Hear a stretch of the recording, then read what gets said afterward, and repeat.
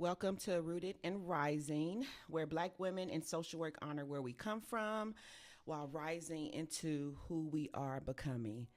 I am your co host, Nicole Cosby. And I am Carrie Mason. This is so wild, y'all. Welcome to episode 1. Now, y'all be gracious to us because this is our first time, okay? Right. When we did this the first time, we were doing this as a class project. And from the class project, we just kind of had the idea to like do this for like our own mental health purposes and just kind of like use it as an outlet to help us navigate through and process through like what it feels like to be at one of the top universities in the country. So we would like to call this episode From the Yard to the Ivory Tower. Anything you want to say, Carrie, before we go into some of our other topics? Now let's get into it. So what we would like to do in the beginning of every podcast, we're going to try to attempt to do like an opening grounding exercise. And so we just want you to join in with us. So no matter where you are, we just want you to take the time right now to just close your eyes, take a couple of deep breaths, and imagine your feet being planted firmly on the ground. Okay? Picture roots growing beneath you, deep into the soil of those who came before you. That could be your ancestors, your teachers, the people in your community who've been rooting you on, your faith, anything that has made you feel supported, that has been holding you steady. Now I want you to imagine yourself rising, growing toward light, toward purpose, toward becoming. This is Rooted and Rising. I want you to take a deep breath in and a deep breath out and join us. Thank you. So, in this first segment, we like to call it field notes. And it's just a time for us to kind of chat about what we're learning in field. As two MSW students, we both have field placements. We're doing internships that are unpaid, by the way. Right. So, going into field notes, what you want to share, Carrie? What are some things you feel like you're experiencing right now, like in real time, as it pertains to like field, classroom, just whatever? As it pertains to field, I would say that every day I'm gaining a deeper understanding of how the system is broken. And there are so many gaps in the system that put our people at a disadvantage, more of a disadvantage than we're already at. Yeah. And especially in the community mental health space, I personally don't like how the path with a client is very like, it's kind of like a maze. You know, they encounter so many different people before they find consistency with their therapist, whether that's coming into the intake with someone else, then doing a treatment planning with someone else, then doing, another assessment with someone else, and then they get to meet the therapist. So by the time they've met the therapist, they've already encountered 4 other different people. And so their therapist is kind of playing catch up through the notes, building that rapport, instead of, okay, this is my client, we're meeting for the intake, I'm with them. I know their whole story because I met them and we encountered each other. Yeah. We worked on the goals together and now we're in therapy together.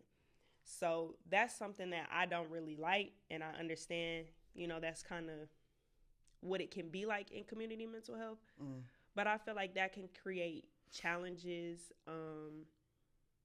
and even just reversing the roles. Like if that was me, I don't think I would want to have so many encounters with different people before I get to a possible consistent route, because I don't even know if this therapist is going to be a right fit for me once I get past the 4 other people before them. So yeah, I feel like another thing that I've noticed as well is the importance of psychoeducation for our parents out there, the Mm. ones that are bringing their children into therapy and services, and kind of educating them that to get into the door, you need a diagnosis, right? Mm-hmm. Basically.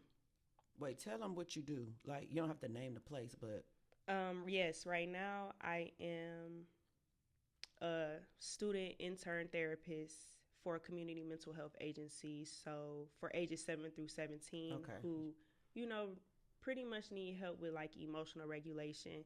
They might have diagnoses like autism, ADHD, Mm-hmm. ODD, depression, things of that sort. And so, educating the parents, right, and Yeah. how the system really works. You need a diagnosis to get into the door to receive the services, one. But of course, this is a working diagnosis. And so I feel like we need to stop keeping things so like secret, discreet, low key, whatever term you want to use, Mm-hmm. and kind of be upfront. Yeah. You know, once they're in the intake and they have a diagnosis on their record, share that with them at the next appointment, um, based on the presenting behaviors or symptoms. Your child has been diagnosed right now with X, Y, and Z. Expose that information. Don't Mm-hmm. leave the parent in the dark, right? Mm-hmm. And then educate them in knowing that these can be worked on, Yeah. right? Depression, anxiety are things that can be worked on and helped. Yeah. And so, as a parent, I'm not a parent, but as a parent and as a therapist, it can be easy to label these clients, right? Which is something we're taught not to do. Mm-hmm. But sometimes parents can see this as a label and then they treat their child as that. Mm-hmm. My child has autism, so this is why they act how they act, Mm-hmm. you know? And it's like there might be some truth to that, right? But if you as the parent is locked into that kind of mindset of my child is limited because of this, Yeah. and then I'm the therapist and I treat them the same way, they're limited because of this. Yeah. Their teachers treat them the same way, they're limited because of this. What have we really done to help? Yeah. And so just providing education for real to the parents, like, yes, your child might have this, and that might be, some reason for how they react or behave in Mm-hmm. school, but that's not everything. Yeah.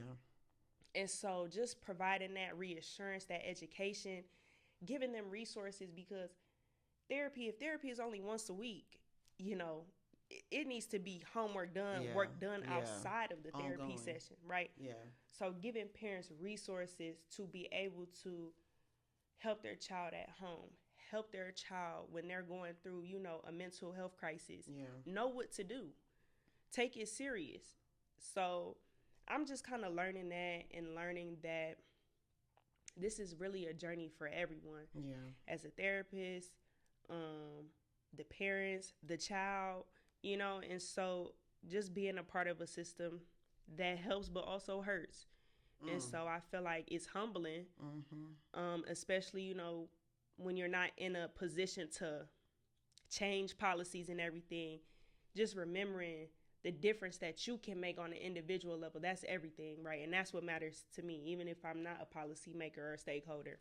What I do with my clients and where I'm at, that's important to me. And I want to make a difference, even in the smallest ways. So that's kind of a big thing that I've been noticing recently Yeah. in my work. Yeah. I think it's dope though. At least what I'm seeing is a lot of times when we get out into the field as students,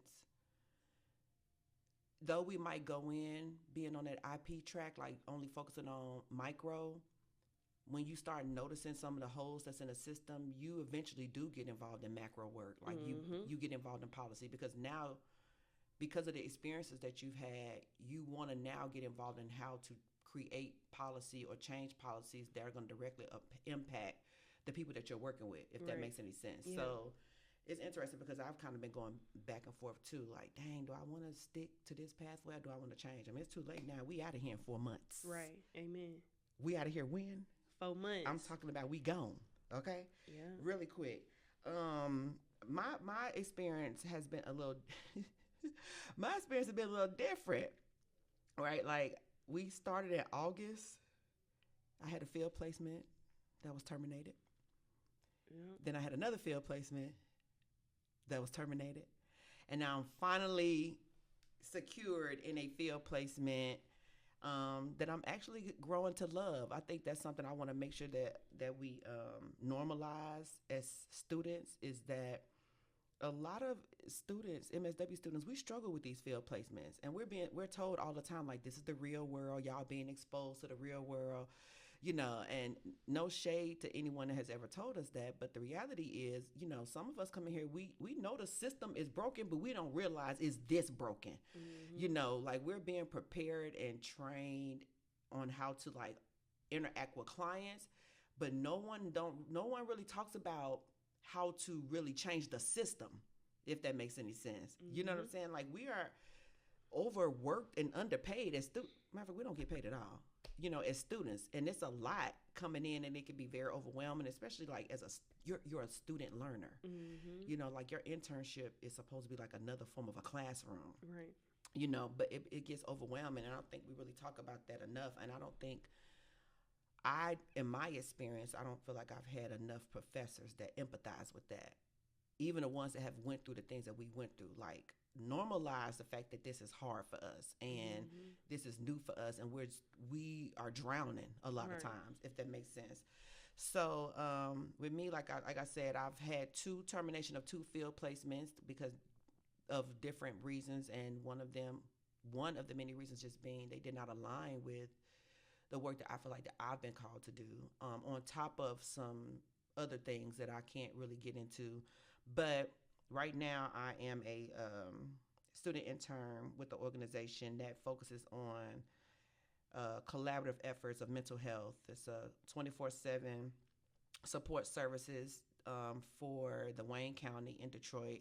And so right now I'm still going through onboarding. I'm still learning the system. I'm still learning what these virtual therapy sessions look like, who my target audience is, and then at the same time, I'm also analyzing what the community mental health services, like what they offer and how it actually serves those in Detroit. And here at the School of Social Work at the University of Michigan, we have this thing called pods. So we have to make sure that as interns that we're always viewing things through a pods lens, which is privilege, oppression, diversity, and social justice. And immediately my brain goes into with some of the community health services, like the privilege that we bring in as students, right? Like, for example, we're offering a service, a telehealth service, but everybody don't have access to internet. Everybody don't have access to high-speed internet, good telephone service. Forget that. Everybody don't have access to a quiet space where they can meet with a therapist without the children being in the background and the noise from the community and all of that. Like, that's a privilege to be able to have that. Definitely. So it's like, dang, you automatically, again, it goes into that policy thing. Like, how in the world can we change some of this so that the accessibility to this is so much easier for people and more private, if that makes any sense. So that's something that I feel like for me that's just kind of sticking out, just the idea that none of these field placements are perfect. They're going to have issues, and I believe as social work students, if we don't kind of get this into our mind immediately, that as a social worker you are called to be a disruptor in and of the day, period. So when things are not going well and you see policies or see things that are impacting your clients, there is a professional way in which you have to call these things out, because a lot of times some of us kind of over romanticize what being a social worker is, and none of this is easy. I just think so. Anyway, I just think it's important that we understand that it's going to be scary and we're going to have those feelings of being nervous when we see things that do not align with our code of ethics, but that does not mean that we don't say anything about it. I think we're supposed to, for the benefit of our clients and the benefit of ourselves. Right, because people's lives in our hands. Okay. I don't know. That's scary. It's scary. That's a scary thing. Shout out to our HBCU. Shout who out told to us them. that, and that's real. Yeah. It really is, and it's like sometimes you feel like your back is against the wall because you have to make a decision that can, you know, result Yeah. in maybe like even something like making a report to Child Protective Services, right? Mm-hmm. We're not the Child Protective Services worker, so we're not going to do the investigation. But if anything makes me raise my eyebrow, Mm-hmm. I have to bite the bullet and report it, you know? Yep. And that's not always an easy thing, especially because of the stigma that's around even Yeah. CPS and social work, right? Right. And so, but it's like she said, people's lives are in our hands, and making that report, it's a difference between life and death sometimes. Yeah. And so it's definitely hard moments and challenging moments where you have to use clinical judgment. You have to use intuition, discernment, you know, which is not anything a textbook can tell you. Yeah. And it's better to be safe than sorry. Exactly. Like, I would rather report something so it can be investigated than Right. for me not to say anything at all. Right. Because an investigation, it doesn't always mean it's going to end up bad anyway, right? Exactly. It's just an investigation to see what's going on. Exactly. But you know, if we don't even get to that point, it's so many things that could get swept under the rug, and now things are on the news. Yeah.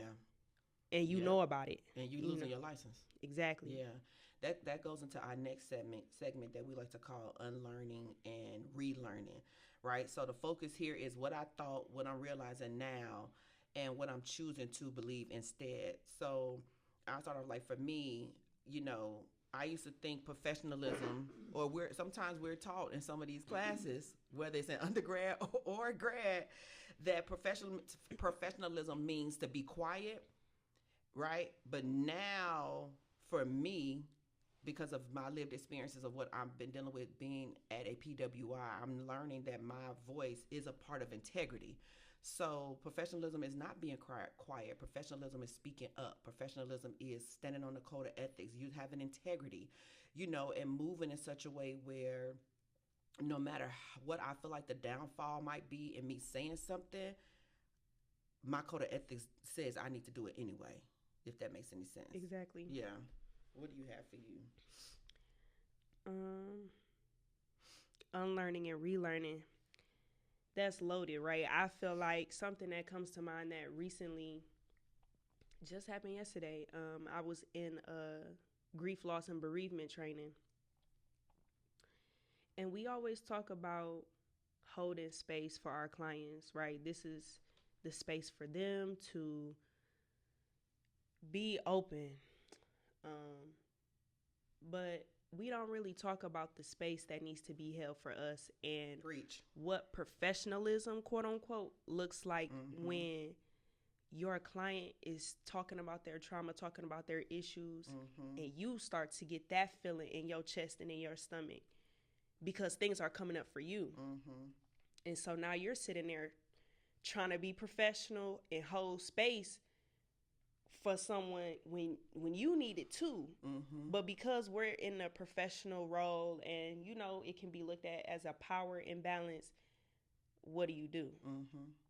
And so I feel like learning about professionalism and stuff like that, it's okay to acknowledge that we are human too. And a client can trigger us, right? Because we're not all done healing, and healing isn't linear. So that's why it's important to have a great supervisor that you can talk to about things in supervision. And if you don't have, you know, a supervisor that you can do that with, finding a colleague, a friend, somebody who can understand the work that you do and what it is that you really talking about. Because, you know, we're taught if we're in a session, we can't be crying with the client.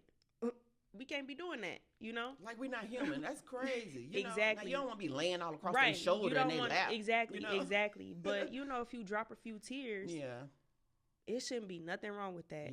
Because you just acknowledging, you know what, I'm dropping these tears because I understand you and I feel you. You know, and I see you. And that's just what it is. And we can continue on. But what damage... It's so much damage that's done while this person is talking to you about what it is they need and what they're going through. And you over here bottling because you're going probably through the exact same thing that they talking about. You know, and it's like, what are you supposed to do with that? And so I feel like I'm relearning what professionalism is kind of. And what you even said, it's integrity. It's being able to show show who you are a little bit in your practice. Yeah. Again, not Yeah. falling Yeah. all over them and breaking Right. down with them and Right. doing all that, but Yeah. acknowledging that I'm in the space with you Yeah. and you don't know me for real. Yeah. You don't know me outside of Yeah. this client Yeah. therapist relationship. Yeah. And I have things that I bring through the door every day with me as well. Yeah. And so that doesn't make me less professional. That doesn't make me any Yeah. less than a clinician, Yeah. you know? Yeah. But I feel like that's kind of like you got to unlearn some of those like toxic things that we're just brought into when we go into this work. Yeah. I love that because it reminds me of like the scholarship program that I'm doing right now, which is African centered social work. And it, as I'm listening to you talk, is reminding me what I hear you saying is almost like that is a decolonized way of like you reframing what you're supposed to be doing as a clinician or how you operate, right? Because we know black folks is real big on relationship. Like when you think about our neighborhoods and stuff, like folks sitting on the porch, everybody driving by, waving at each other, honking at each other. If your kid running down the street and you don't know who kid this is, but you know within yourself you called to look after this baby. So you picking that baby up, trying to figure out who they belong to, you feed. Like, you know what I'm saying? Like it's this idea of like community and oneness. And I feel like that's how it should be when we're meeting with our clients. Yes, there's a professional line, but the reality is I think the decolonized way of looking at that is that this is a relationship.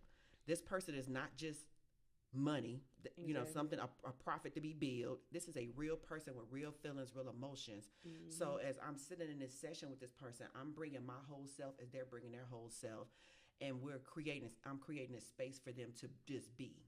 Right. And in that space that I'm creating for them, I'm human as well, and I'm just gonna be, if that makes any sense. Right. Because it kind of reminds me too of like the stuff that we learned from like our radical self-care class, and the idea of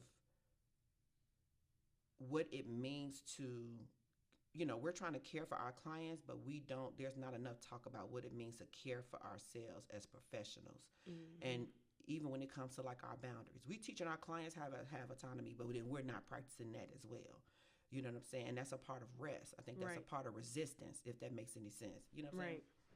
So, yeah, so like, let's do some Black Joy check-in. What would you say was something that made you smile this week?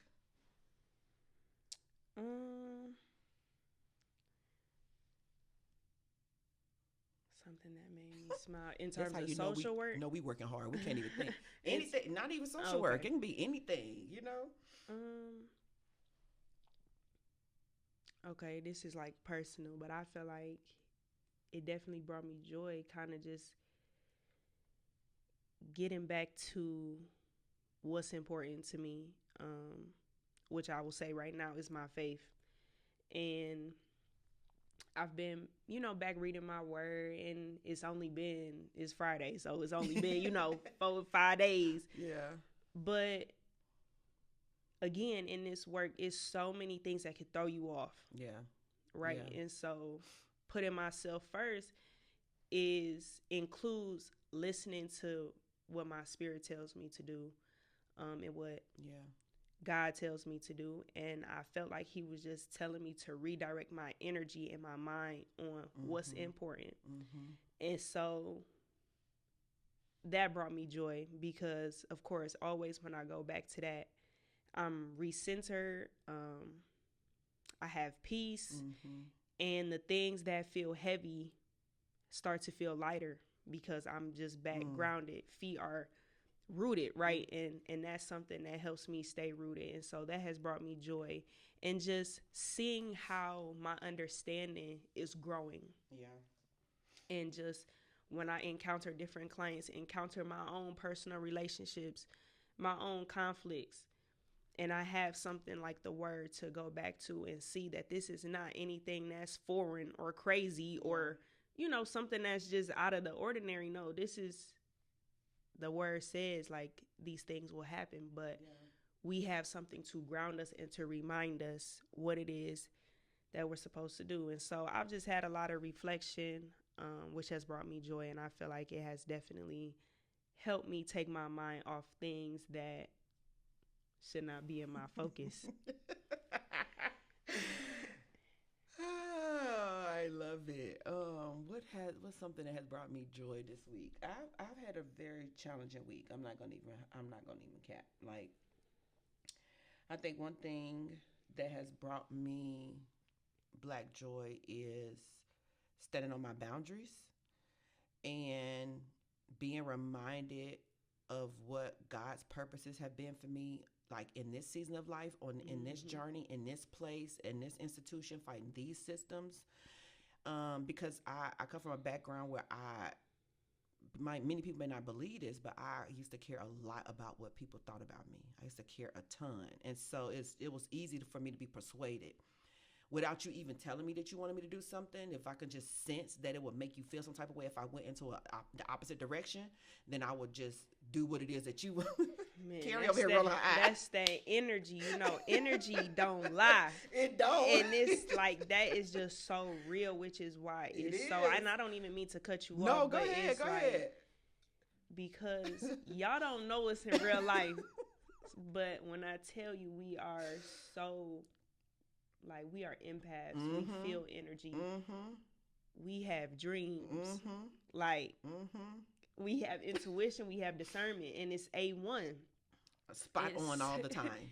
And so it kind of gets scary Yeah. sometimes Yeah. because you feel stuff before it might make sense. Yes, for sure. And sometimes For you sure. cannot explain those things to people who are just not there with Yeah. you. Yeah. And so standing on boundaries and protecting that peace Yeah.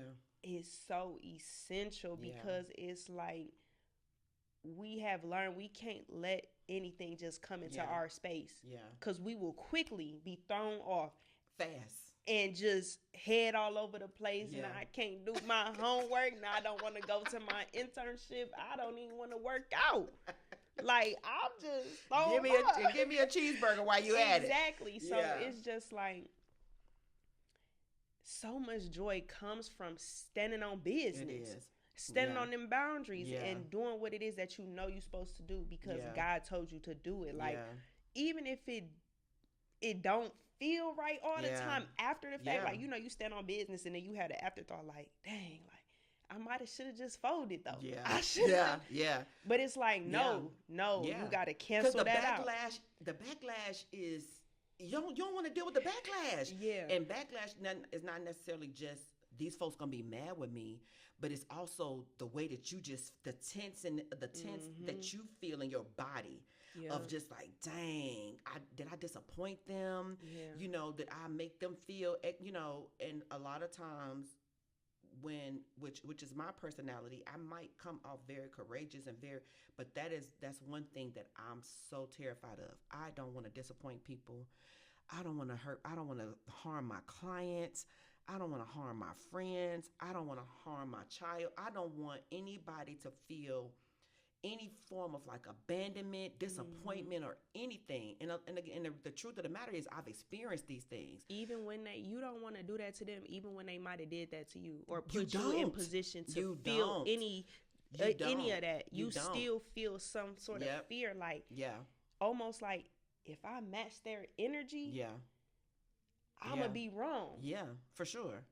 For sure. But then when you think about it on a whole nother level, you're like, wait a minute, this is all a part of a system that tells me not to put myself first. Right. This is all a part of a system that was created for me to be sacrificial all of the dang on time, right? So it's all, but so then what that creates is this form of work that says you lead on empty, and you also work out of exhaustion because productivity is more important than rest and resistance. That is insane. So it's almost like you have to move counterculture. Everything that you've ever been indoctrinated with that comes with putting everybody else first and their feelings and emotions, you literally have to reprogram yourself to understanding that no, I cannot do my best work. I cannot be the best mom, the best friend, the best daughter, the best student, the best intern. I cannot do that if I am not centering myself and pouring into myself and finding ways to take rest, finding ways to keep boundaries, and for me, again, I can smile because I'm like, Lord, I'm sticking to what it is that you have asked and called me to do.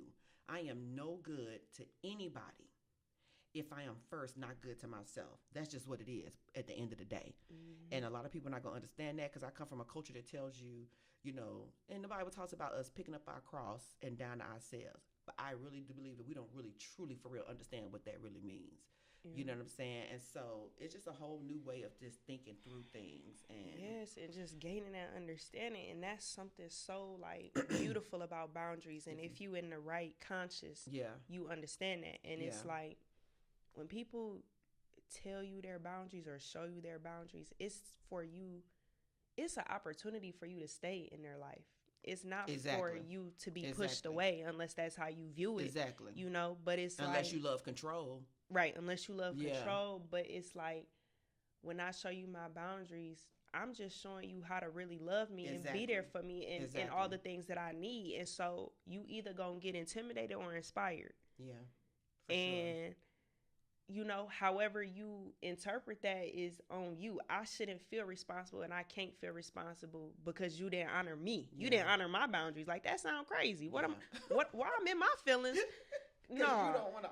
Exactly. You don't want to love me well. That's crazy. Exactly. And so again, that's all that unlearning and relearning, and just the deeper you understand that, the right ones. I truly believe that the right ones will be on our path. And like we just can't stop with the boundaries. We got to keep them firm. Keep a strict program on everybody because people come to play. And we did not come to play. Yeah, for real. Let's talk a little bit about Rooted and Rising, because I know people like, where in the world they got that name from, and why Rooted, you know, and Rising. So just for a second, let's discuss like the the definition of the podcast and what it means for us. I'll start off with talking about Rooted. Thinking of that word rooted, we wanted to make sure that we highlighted our ancestry, like those who, whether it's a social worker, whether it's our parents, whether it's our mentors, whoever the people are that we champion in our lives, right? They are part of us feeling rooted, not just even as future clinicians, but I think as believers in the faith, I think as scholar students, I think as strong Black women. Then we want to make sure that we give props to like our HBCU foundation. I hope I don't get emotional, but people just don't understand the importance of HBCUs and the sense of community that comes along with that. We had some hiccups there. We had some things we was frustrated about. But I'm just gonna speak for myself. Leaving that and coming to the Ivory Tower. Crazy. Yeah, we're gonna get into that a little bit more. But baby, I'm so thankful for that foundation. And just even the culture, again, being Black, having faith, community, and just survival. When we think about Rooted, those are all of the things that we think about. What about you? Yeah, echoing that, definitely. We are rooted in so many ways, in so many areas, and so just kind of carrying that on, even while we are rising. Yeah. When we're rising, we're growing. We're in graduate school, right, which is different than undergrad. We're healing ourselves, our minds, our conscious. We're helping others with their healing in their healing journey. We're rising through leadership,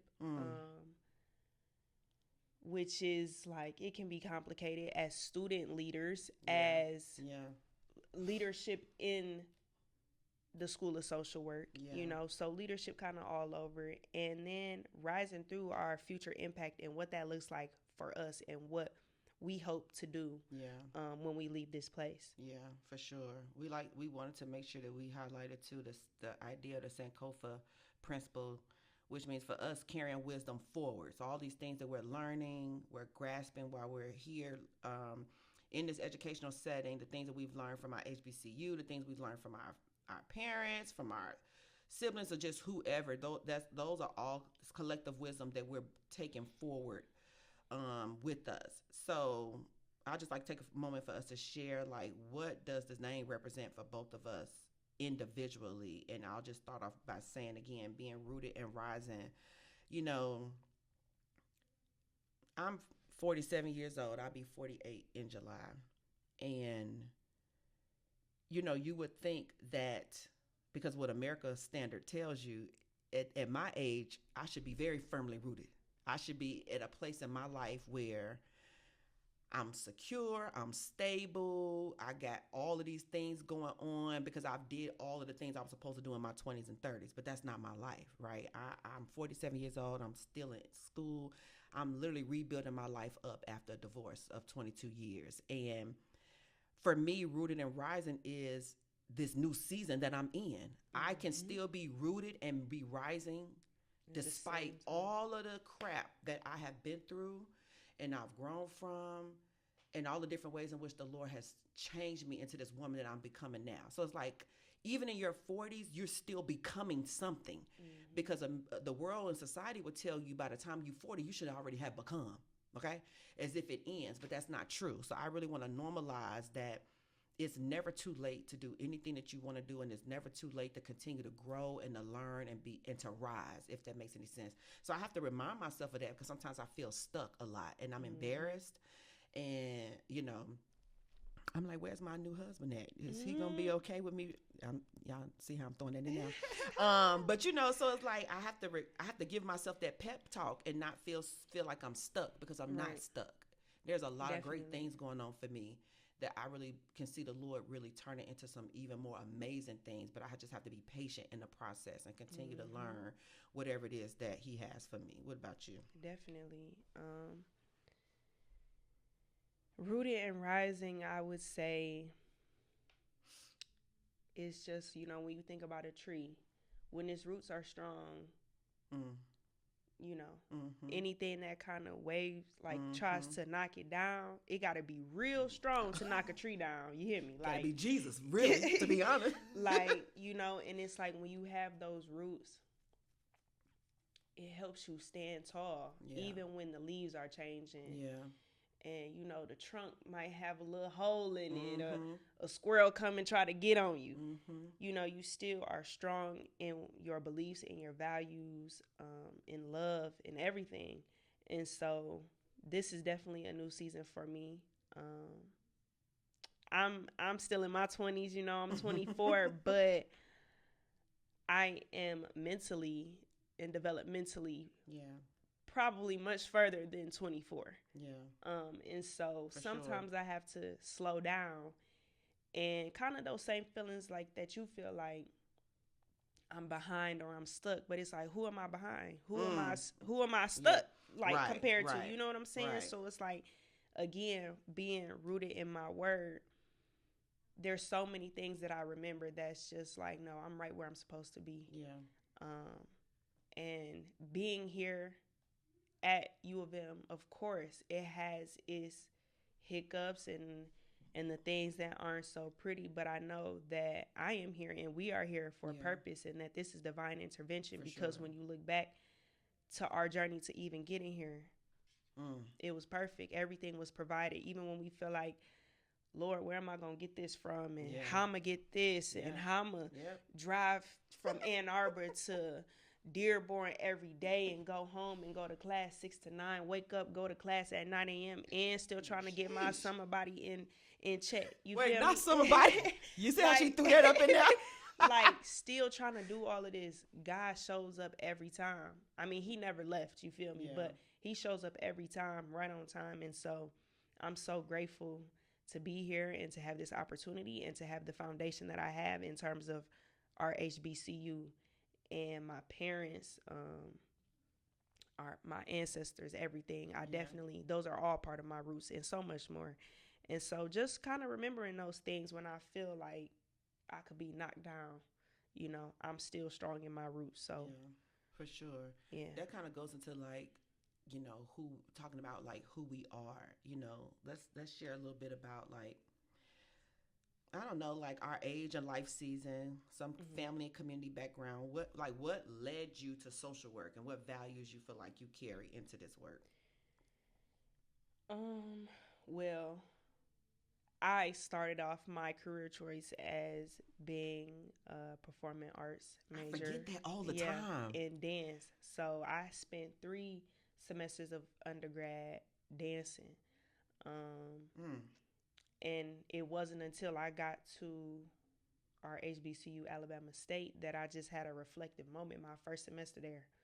Reflective moment, and just was like, Lord, this this don't feel like this is what I should be doing for the rest of my life, like as my career. Maybe Mm-hmm. as something that I love, Mm-hmm. but as my career, I don't know if this is right. And I Mm-hmm. need guidance to know for sure that this is what I'm feeling. Yeah.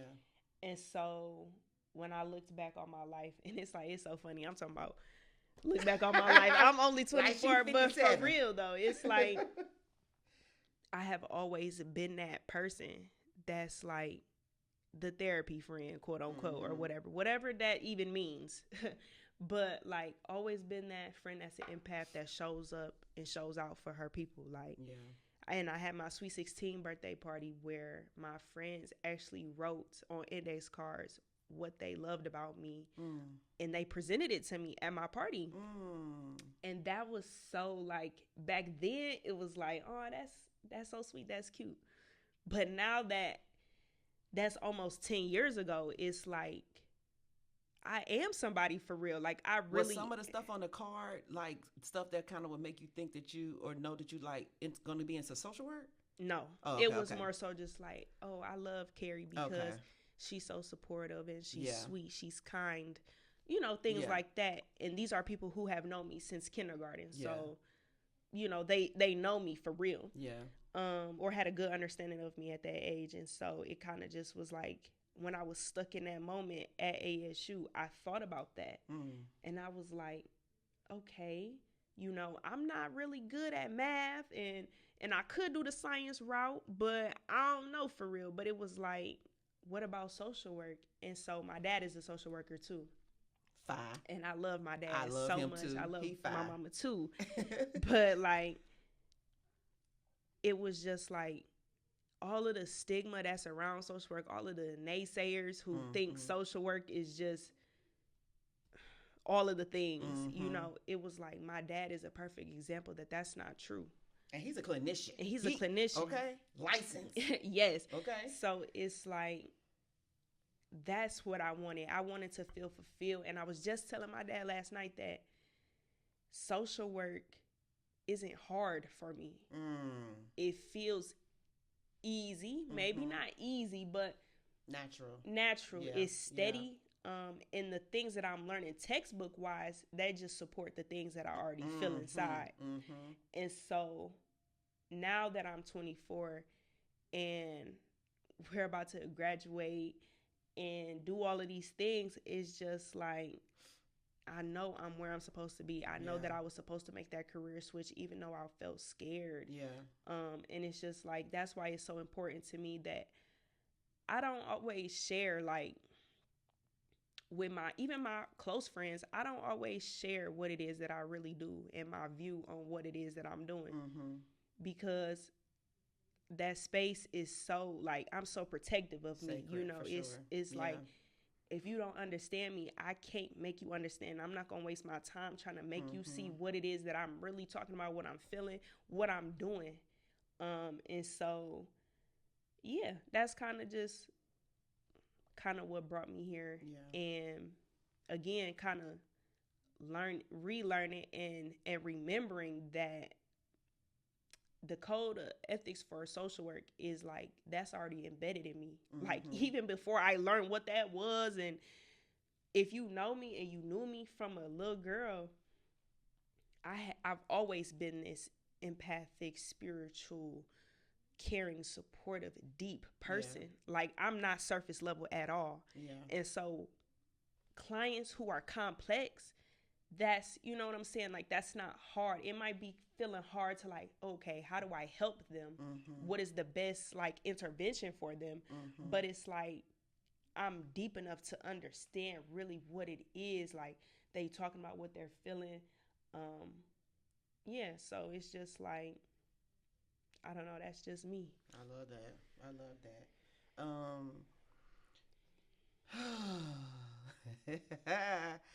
Yeah, I stated before, I'm 47 and I'm in this season of,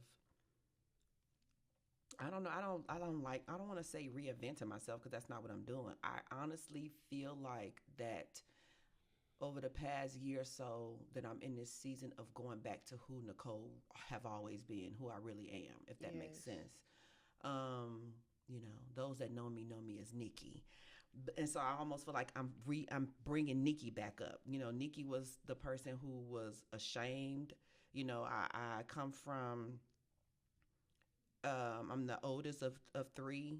I have two younger brothers. Grew up, born in Cook County. Grew up in Inglewood. Moved out to the south suburbs of Chicago, and moved to Alabama and got involved with a campus ministry that was very white, very reformed, very conservative. And so when you take someone that have the background that I have, and place them in white evangelical circles, it's so easy to try to assimilate because I'm already coming into a space ashamed of like who I am. This girl who used to run with, you know, folks in gangs. This girl who's been arrested and been to jail. This girl who used to sell crack out of her bedroom window, while her grandmother was away at work with her boyfriend. So it's like you come from circles like that, and then you get into this conservative Christian circle, and you like, oh my goodness, you feel ashamed and you feel embarrassed. So it's like I gotta turn myself into who they are, because that is the goal of like the type of person you're supposed to be, if that makes any sense. And so that shifted and changed who I was. It's like I hated my culture. I hated being black. I hated anything that quote unquote was hood, if that makes any sense, because I wanted this clean, polished version of myself that I felt like was more holy, more acceptable, and that would get me better jobs, that would get me, in the doors. But I learned very quickly over the years that I'm black, okay? And I'm in white circles. Right. And so saying all that to say, while I was in those conservative circles, I've also did, I was married to someone that did nonprofit work, which placed me in the sector of nonprofit work. But it's interesting because since 1999, becoming a Christian, I knew that I wanted to do work with folks, and I wanted to walk alongside folks in resourced communities. I knew that. I don't know what it was, but it was something about me knowing the calling of God's life to walk alongside of women and children who were in communities that lacked resources. I knew that from the beginning. I prayed about that. I prayed that my, husband at the time would have the same heart as me and would be willing to do the same work. That was literally my life calling. I knew that I was supposed to do that. And so when the opportunity came for us to do that years down the line after praying, it was probably the most rewarding and thing I felt like that brought me a lot of purpose, because I was doing what I wanted to do. Even though I was an official staff member, they didn't want to pay me as staff, but they still benefited off of my talents and the gifts and the Lord that had given me, if that makes sense. And I was cool with it because I was able to do the work, if that makes any sense. And so I would really say that social work chose me back then. I didn't choose social work. I didn't know at the time that a lot of the things that I was doing was social work. You know what I'm saying? And it's so crazy because the nonprofit that I worked for, there was not a social worker on site. Yeah. And there were a lot of things that happened in that nonprofit that should have been reported. Right? And I'm sure that we were mandated reporters. I'm almost certain that we were. But a lot of times in those circles, the church assumes the role of a social worker, and they think that they can carry the weight and fix the things. But the reality is, no, you need a trained professional or clinician to help you navigate these systems. And so I think I know for certain that's where we failed at a lot. But for me, I think that's what led me to this work. It was a calling over my life from the beginning. I got away from it. And I'm so thankful that I'm back to where it is I'm supposed to be. Continuing to do the work that I'm supposed to do, whether I'm married or not. It's going to be who I am, and I'm going to do it until the day that I die, if that makes any sense. Yeah. So I feel like for me, the value that I carry into this work is just simply purpose. Yeah. Purpose, and not purpose that I've come up with.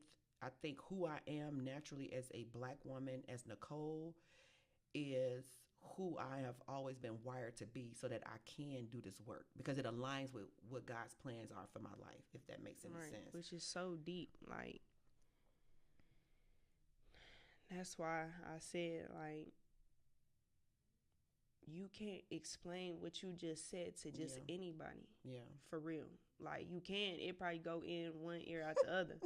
But like, They be like, man, what are you talking about? but for someone to really absorb it Yeah. and think about that, it's like you have to be there Yeah. mentally, emotionally, like to really see and hear and take that in. Yeah. And it's just so amazing, honestly, that the the stigma around social work is still what it is. I feel like we might be getting better, but it's so much more than CPS and doing all that in the shows that we see and the social worker that was in the movie Precious. You know, it's more than that. It's more than all that. Yeah, it really is. Oh, I forgot about that. It's like, it's so deep, it's so layered, and even the things that we learn in class are really deep. Like we can go, like it's textbook, but it's something that you just can go deep and deep. It's systems, it's relationships, it's cultural trauma, it's generational trauma, it's poverty, it's all of those things that a surface level person can't handle. I'm sorry, call it like it is.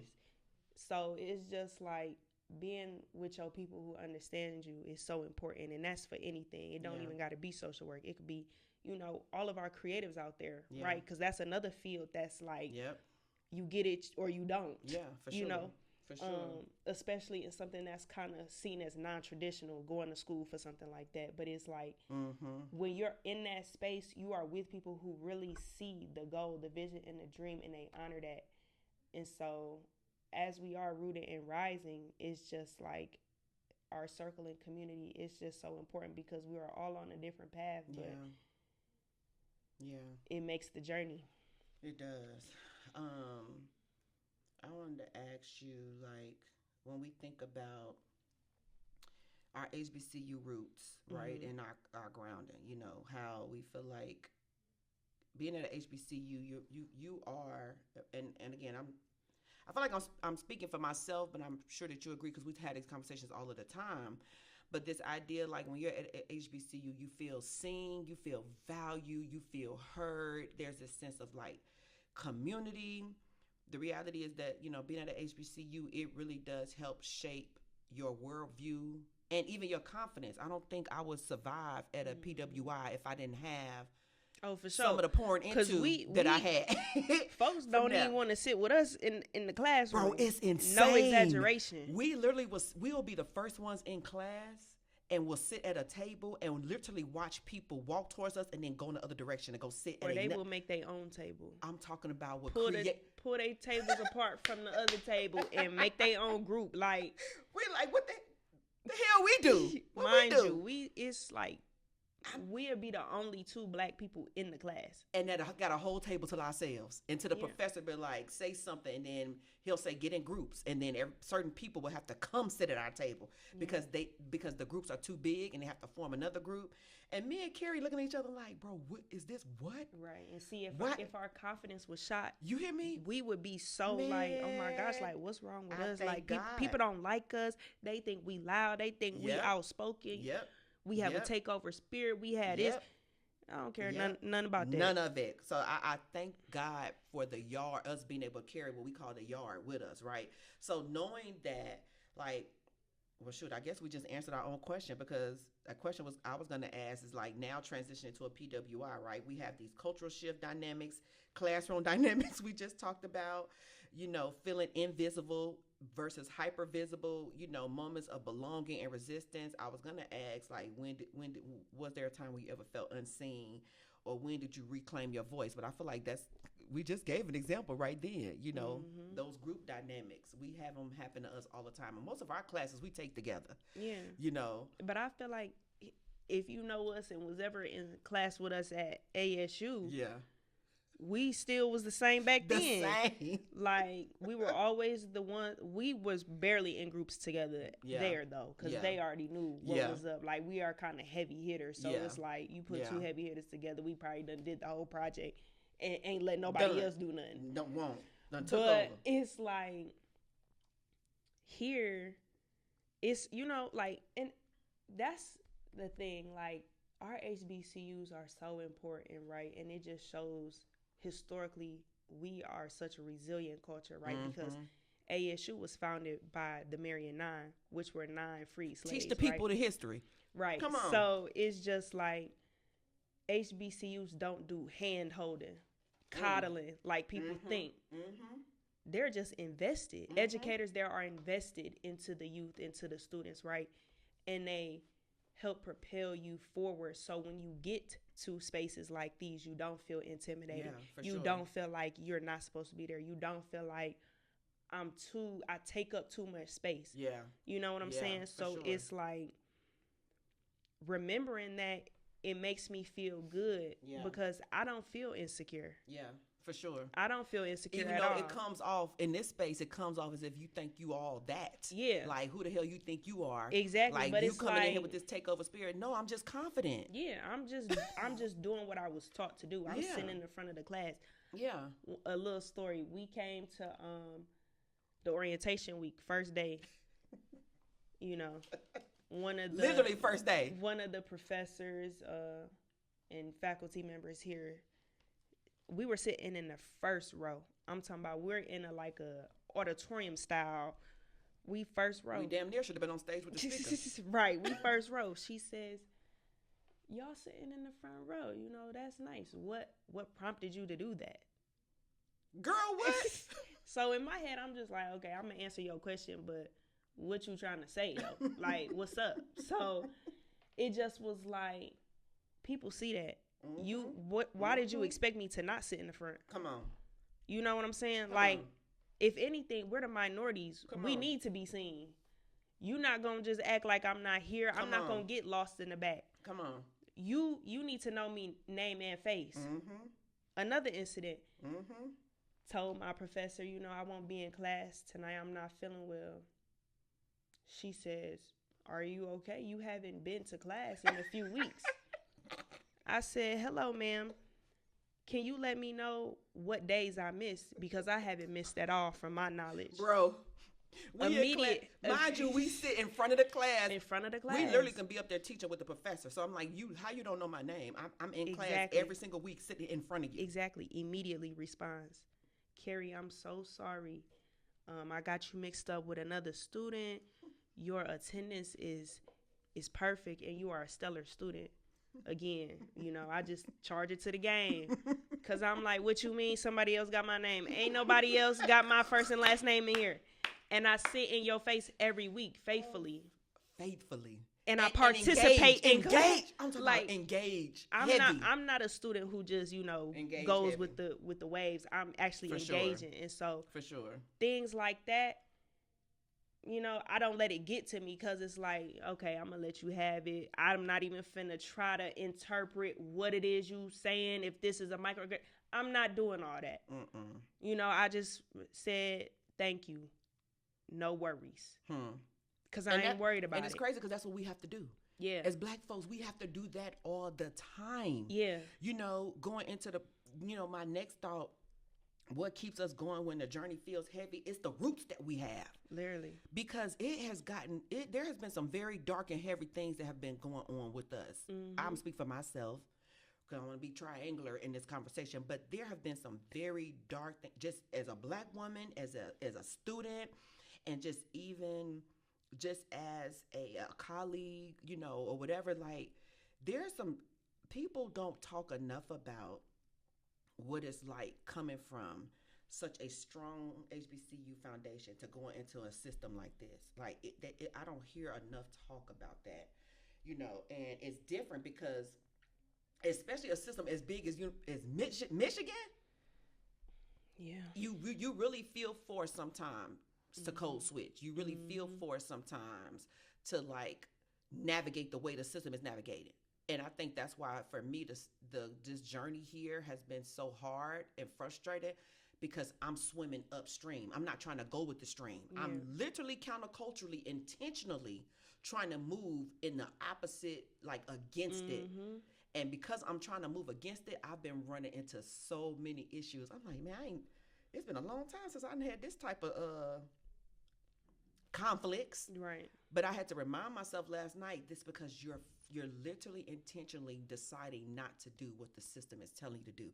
And what's Exactly. even more jacked up is the system is created for me to just be throw my hands up and just give up. It wants me to Mm-hmm. just wave a white flag. It wants to tire me out. For real. I'm not gonna let it. For real. Because even in the small situations I mentioned, like, had I had just said, like, you know, because she was like, you know, is there anything I could do to support you because you've been missing from the class? Like, if I would have just let her think that I'm a student who just Mm-hmm. out here just Mm-hmm. not doing what I'm supposed to do, she's already painted this picture. I mean, Yep. I know that's not really my Right. responsibility, but in this case it is because Right. I'm not that student. That's right. I I'm know not that's that right. student, and I'm gonna I let know you that's know right. because it's like I take pride in my work, and I am very like academia Yeah, type for girl sure. for real. For So it's sure. like we already in the minority. It ain't nothing but probably 4 or 5 of us in the class. But mind you, it could be 50 of our counterparts in there.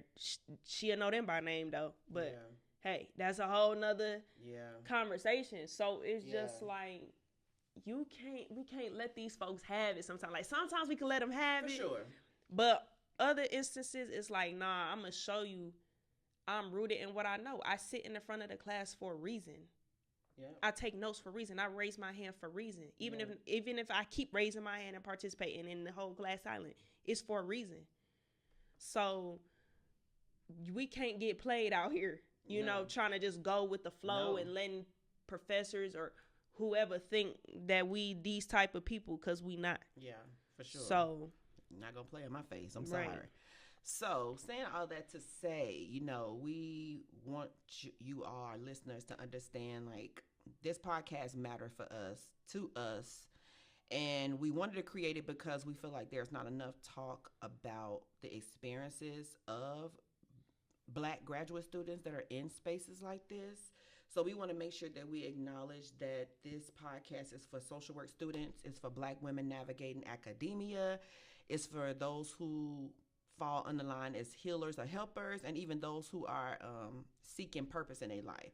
What would you say, Carrie, would be something that you feel like listeners can expect moving forward? Because we already got like 6 episodes that's coming. Okay, the goal is to try to get them out before we graduate. Yeah, I feel like what our listeners can expect is us being real. For sure. Like you could hear how we talk. You know, it's Yeah. like we not code switching. We I'm not not. dressing up how we talk and Yeah. sound. Like Yeah.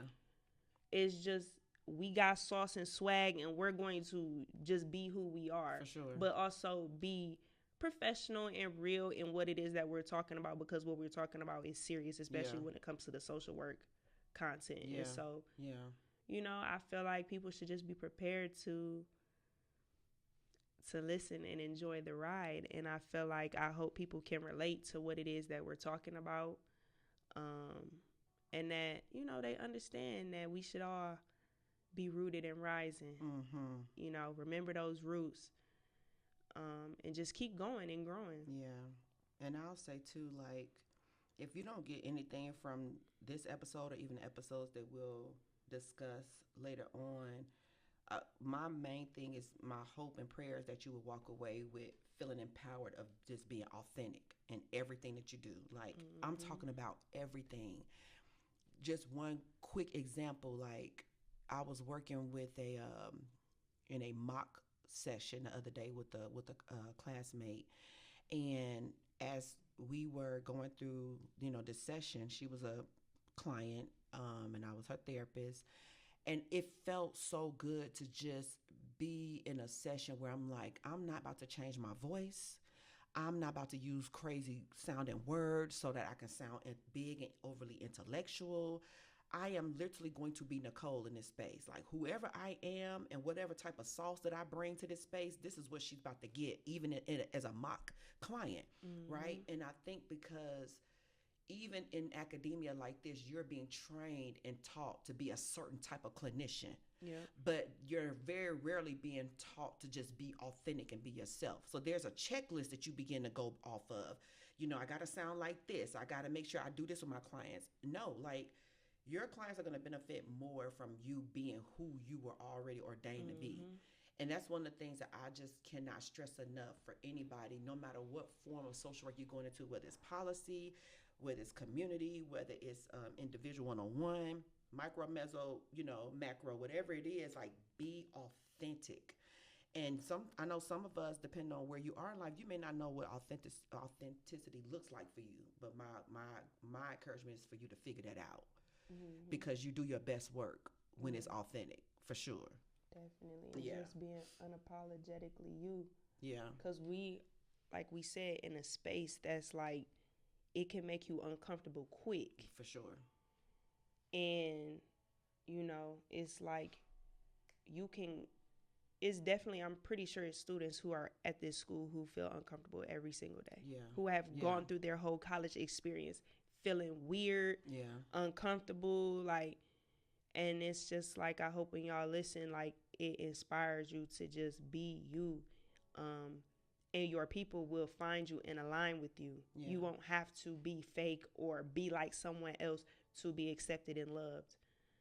Because, like she said, we're all ordained to be who we are. Yeah, for sure. So just know that this is a podcast that is committed to truth, healing, and liberated centered practices. And so with that, we would just like to close with this. We're going to try to close every episode like with an affirmation that we want you to hold on to. And that's just for this episode, is that you can be rooted in who you are and still rise into who you are becoming. So with that being said, once again, I am Nicole Cosby. And I am Carrie Mason. And we thank you for tuning in to Rooted and Rising. So until next time, peace out. Yep.